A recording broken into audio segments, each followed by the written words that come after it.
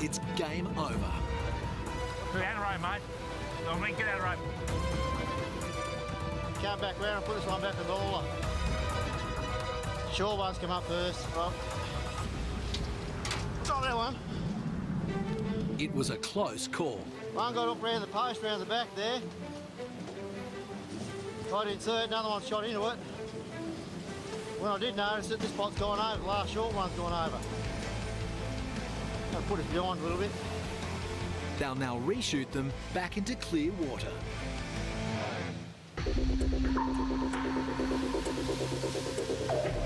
Zag's ledge.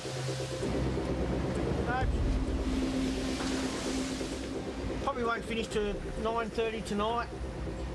The reason for that is because we made a move and I didn't want to miss another shot. Wanted to get the gear back in the water. Squizzy's attempting to squeeze in a second shot for the day. They'll leave the pots to soak overnight, trying to make up for lost time after that Pέντρα Μπράνκα fail. There's only one way we can claw ourselves back, and that is bloody by working. We need to not miss another shot and get these pots fishing and try and get some lobsters on this boat, because at the moment we're falling behind where I wanted to be. Just seem to be jellyfish everywhere, and they're not. I just saw a heap then come up on the rope, and they're a different colour to what they normally are, so that I think they're dying. The pyrosomes are back. They float on the currents, and lobsters love to eat them. That's a free feed for the lobsters. And why go jump in a lobster pot when you can eat a jellyfish? I feel like I ran over a black cat. Walked under a ladder or something. This is a disaster. Not very often I give up, but I've given up tonight.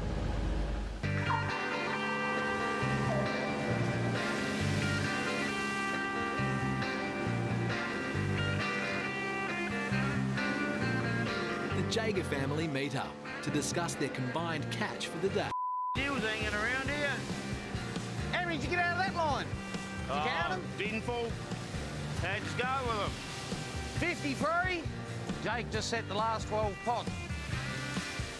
I thought after the first pot, I thought, I'm going to be here for hours. It is nice to catch up after you've pulled your shot and know how the other guys are gone and know you're getting told the truth, or we think you're getting told the truth. But yeah, so it is. It's good to work beside them. Big ones in there for you this time, Warren. Couple of bigger ones. Yeah. 18, 19, 20, 21. You count past 10. I had to take my socks off though. 3 lots of 10 and 1 pie. Skipper Warren, son Paul and Decky Scotty have caught 170 big reds in the last 48 hours. That's more than $30,000 worth of lobsters. The dinghy fishing has paid off big time.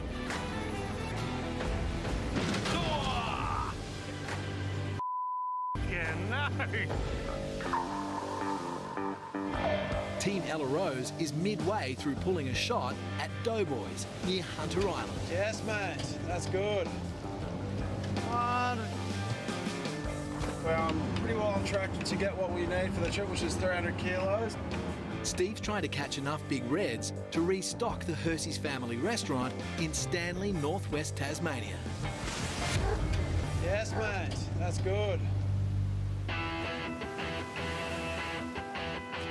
This is probably our fish of the day, I reckon, about near 3 kilo. Nice fish.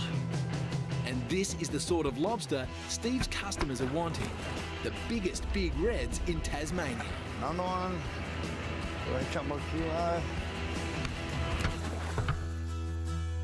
That's 47 reds from 50 pots. Steve has exceeded his 300 kilogram weight target for the trip. What do you reckon they'll weigh up, Jamie? A small load of fish Anywhere like that? between 320 and 350. 320 and 350. I reckon you're bang on there, mate. Yep. I'm not going to argue with you. I reckon you're right. Yep. I don't know. I hope you're right. It's been the last day. Going to have a nice big fry up for the boys. It's been a good trip, so we can afford to eat today. It's bacon, eggs, and Steve's specialty smashed avocado to celebrate. All All right, that's it. Bit of sweet chili. They'll now head into port and transport the entire load direct to the Hershey's restaurant. So I can see Stanley on the horizon now, so we're getting towards the destination. Hopefully we'll be able to unload on time, otherwise we'll have to wait outside the port. If we go in with and sit in the docks, it can be dirty water and we don't want to damage the fish we got on board. So The lobsters are held in large tanks in the hold of the boat.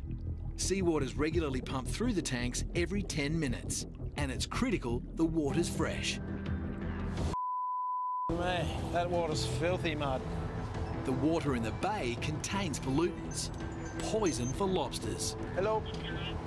You told me 2:30, didn't you? 3:30. He told me 2:30. I pumped out my tanks. It's a crisis. The lobsters need to be unloaded immediately or they'll die. And there's no one at port to collect them. You said 3:30, did you? Righto.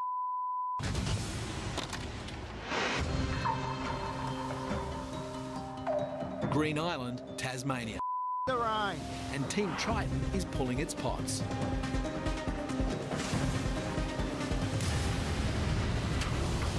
Looking good, old boy. I was playing the game here, Matthew. Ah, Every pot that comes up empty costs Pete money. We've got a hatchback. Birth defect. Have a look at looks this. like he sat too close to the fire and he's made out of plastic. I'm going that bad, I can only catch all the wounded ones. Got one? We've actually got one. First one, 12 pots. We pulled 20 pots. I think actually got a few fish in that pot there, but the rest have been blank. I think it was only a fluko. Pete's old school gamble is not paying off. Pretty dismal, very dismal weather, but they add up eventually. Team Triton has caught just 28 lobsters from 60 pots. That's less than $4,000 worth, well under his $7,000 a day running cost.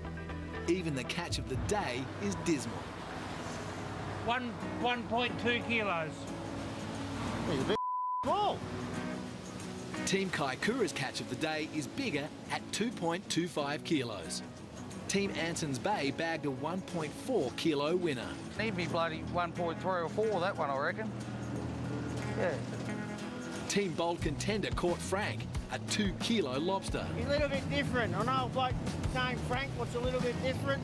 And Team Ella Rose smashed it with a best of season monster weighing in at 3.75 kilograms. Fish of the day, I reckon. Only trouble is, they still have to get it to port. And there's a problem. Obviously, there was a bit of miscommunication. The truck's a bit late, so it's not very good. We got filthy water. We got to get these fish off. They don't want to be sitting. They've already been sitting out of water for about 20 minutes, so I don't like them to sit out of water for too long. Steve calls his dad to help find someone to come and collect the catch. Hello, Dad. They're saying 3:30, Dad, and what do? Do I leave them to die or do I get Marty to come get them? It's filthy. It's mud. So, what do I do? Okay, I will. Yeah. Steve's dad gives him the all clear to dock. So, they're here.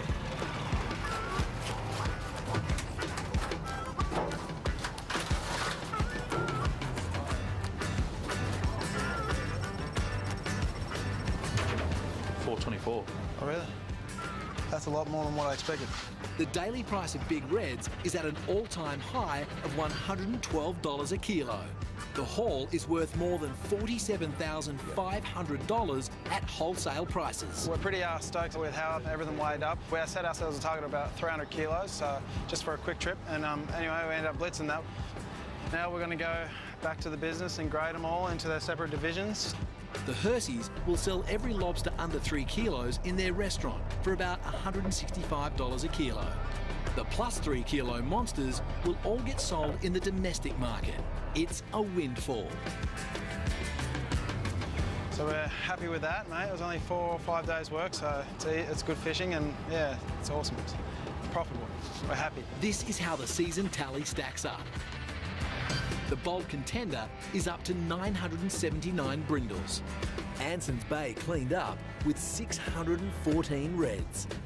Team Kaikoura is on 415. The LROs caught 245 lobsters. And the Triton continues to bleed cash with only 302. Next time. Testing the endurance out today. Radical rock fishing delivers pots of gold. Hopefully I've got him in the right spot. Fingers crossed. For Team Kaikoura. What do we do, Warren? Number one,